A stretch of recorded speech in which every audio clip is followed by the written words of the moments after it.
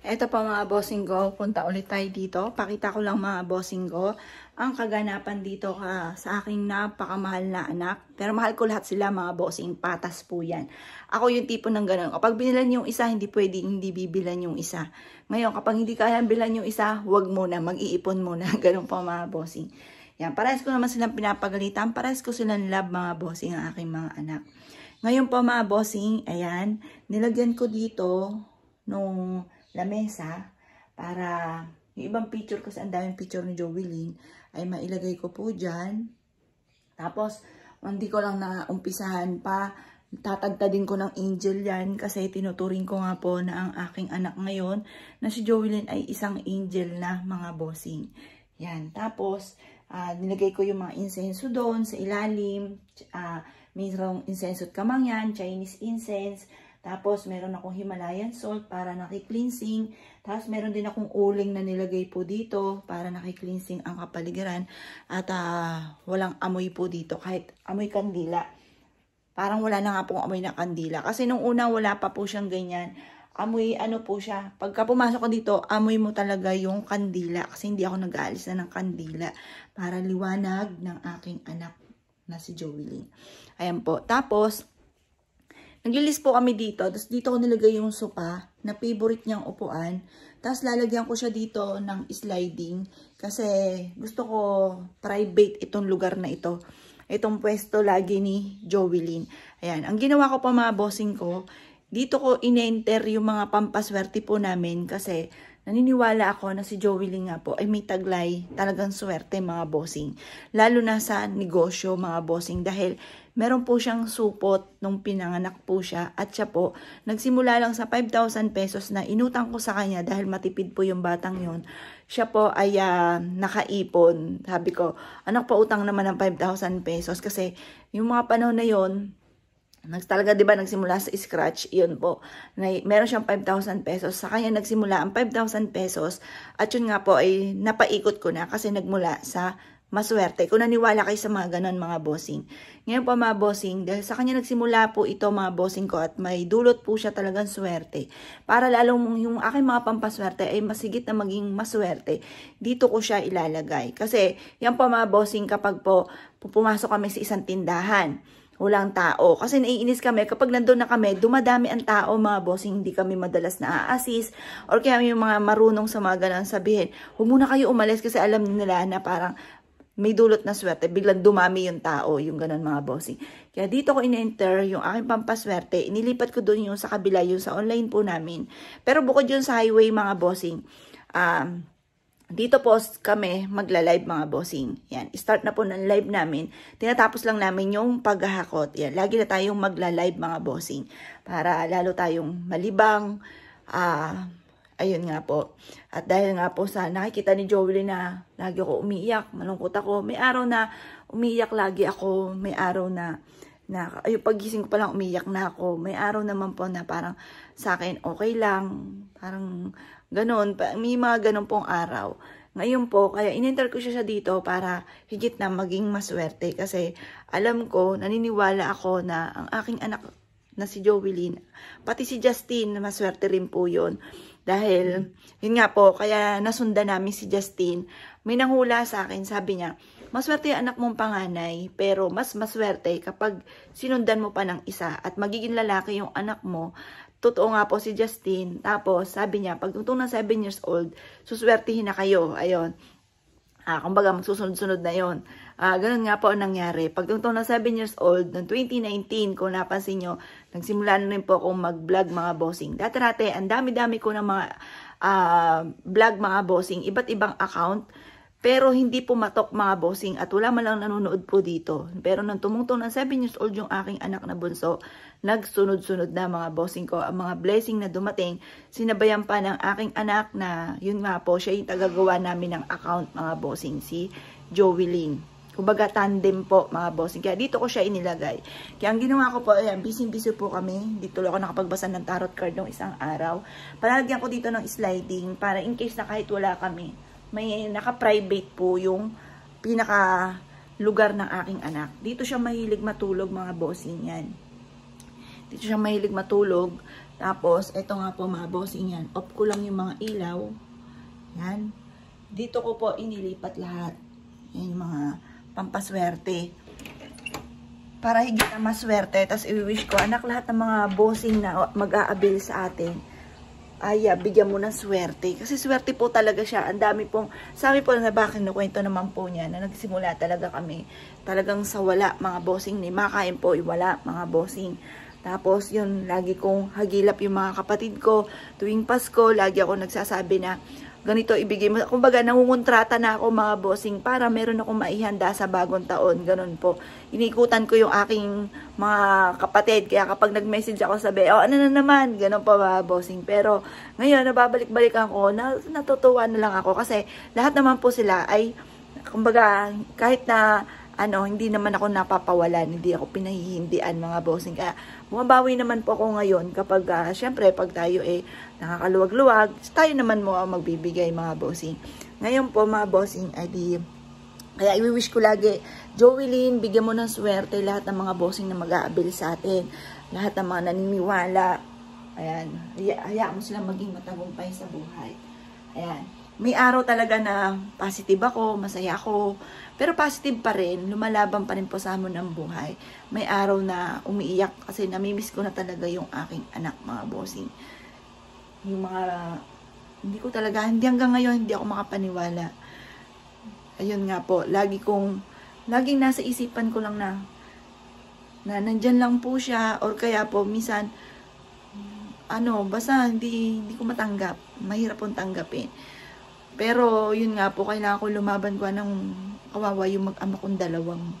Si Justin at saka si Joel. Yan. Tapos, iba po kasi ang alaga ng nanay, diba? Tayo mga nanay. Tayo yung nag-iisip ng lahat. Yung anak ko pong buso, pinaliliguan ko pa po yun. Kahit may mga buhok-buhok na po yan. Ganun po ako mag-alaga. Ganun din po si Joelyn dati. Siya na lang yung nahiya sa akin. Tapos nagulat na lang ako, Mami, doon ko na sa labas, gano'n. Oo, anak, di ba paliliguan kita? Ayoko na. Sabi gano'n. Tapos, halimbawa, nasa school, sabihin niya sa akin, sige na, Mami, ka na, labas ka na. Tapos kasi walang katapusan yung kiss ng kiss ako, anak, ingat ka, o pakis, gano'n, walang katapusan. Sila na mismo yung sa akin na, Mami, sige na, oo na, gano'n. Yan po mga bossing. Na lagi kong binibisat to araw-araw. Like ko siya, kamusta ka na dyan? Okay ka lang ba? Baka may nang-aaway sa'yo, sabihin mo sa akin, susugurin ko yan, yung mga ganun. Tapos, ayan. Dito, itong damit na to, yung ginamit niya nga sa FEU, yung medyo, nag-failed po siya dyan kasi nadapa po siya. Tapos, siguro nininervyos kasi first time po niya. Tapos, yun nga po, yung mali yung props na ginamit po nila yung pagpapausok na mabaho. Yan. Kumbaga, mga recommenda lang po yun na gamitin po nila. Ngayon, nahiya po siya. Tapos, kaya ginagawa ko doon sa video, sinasayawan ko siya. Sabi ko, anak, kasi siya ang ganda-ganda niyang babae, nahiya po siya. Ngayon, kasi nga doon sa nangyari, nadapa po siya. Tsaka doon sa pausok na mabaho. Ngayon, ginagawa ko, sinasayaw-sayawan ko siya kahit maraming tao. Sabi ko, tumawa ko, hindi ako nahiya, gato itsura ko, ikaw pa. Wala yun, huwag mo isipin mo, maganda ka. Wala yun, huwag kang mahiya. Yun ang sabi ko sa kanya. Kaya sinasayaw-sayawan ko siya doon sa isang video, mga bossing. Kaso nga lang yung event na yun, binidyo ko siya nga ba, dinilit ng anak ko. Kasi itong cellphone ko, lahat naman ng cellphone namin, alam ko na may password, pero hindi ako nagpa-password dito sa cellphone. Kaya anytime pwede nilang ma-open kahit sino po sa kanila. Ayan. Dinilit po niya. Misa yung may mga pangit na kuha. Dinidelete po niya. Kaya nung hinahanap ko na, wala na. Hindi ko na makita. Tapos, eto po yung ngayon damit po niya. Tapos, yung pink, hindi ko maalaman sa dami po niyang pink na damit. Kung alin po dyan, yung pink. Ayan.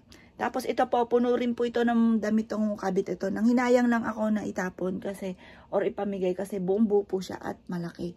Kaya, doon ko na lang inilagay. Doon ko po nilalagay yung mga, sa pinakamataas, yung special. Halimbawa, yung unang buhok, unang kuko, yung libro, unang ballpen, ganun po ako. Yan, diyan ko nilagay yung yung kay Joelyn. Tapos kay Justin doon naman sa kabila. Yan, mga special po yan. Tapos ito yung gown niya na ginamit nung debut. Tapos yung bale, 3 po yan nandyan. Tapos yung isa yung ginamit nga po niya nung siya po ay nakaburol. Ito yung kulay pink na bagay sa kanya na isa sa mga gustong-gusto po niya. Yan. Ngayon, hindi ko pa lang talaga naaayos po ito kasi busy-busy pa, naghahakot po kami. Tapos, ito po, papaayos din namin. Pakita ko po sa inyo yung pinag-alsa ng dating pampaswerte. Gagawin namin siyang parang sala set para isang buong bahay kasi wala po kaming, baga, diretso na sa may swimming pool, yung entertainan po namin mga bossing. Wala kami yung mismong sala set. Mayroon kami sala set dito nga po sa bahay. Dito. Kaso, ang naisip ko, instead na iparenovate ko diretso sa taas, ang gawin ko na lang, dito ko siya nilipat para may kasama si Jovelyn. Kasi baka katakutan po ito, maging haunted house, ganun, katakutan. At least dito, kung nandito sila, may kasama si Jovelyn. Maingay dito, hindi po yun sobrang tahimik. Baka nalulungkot yung anak ko. Ayun. Kaya isinama ko po dito. Pero dati, nangako ako sa anak ko, sabi ko, hayaan mo anak do sa kabilang bahay.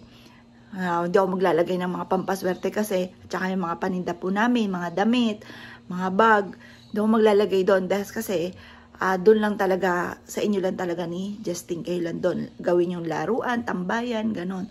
Ngayon po, ay dahil nga po sa, baka maging haunted house po ito. Kaya, dito ko siya inilagay para at least may kasama yung anak ko. Kasi, mahirap po yung laging tahimik dito. Pero, naglalagay naman po ako ng sounds. Tapos, araw-araw ko nag-i-insenso po dito. Or kaya po, insenso at kamangyan. Or kaya po ay Chinese incense. Ayan, ngayon, nagpaplano po kami na maggala. Kasi, yung hipag ko, may nakita ako na ginagalaan po nila. Parang tatapusin namin to, hapitin namin to ng tapos. Tapos, ayun nga po, ay mag-ano po kami, maggagala. Para malibang yung anak ko pong bunso at ganoon din ako at ang aking pong mister. Pero isasama ko yung mga nanay, tsaka sister ko kasi mga stress din po sila. Kaya, yun, samahan niyo po kami sa amin pong iba pang mga paggagala, mga bossing.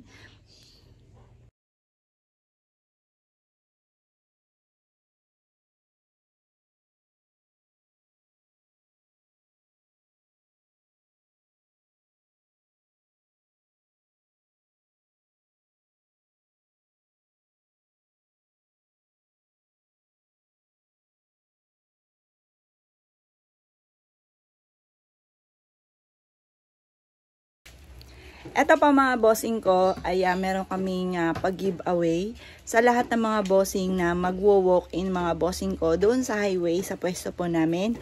Kapag kayo ay naka-worth of 3,000 pesos, kayo po ibibigyan ko ng ganitong angel mga bossing yan. Napakadami ko ipamimigay mga bossing.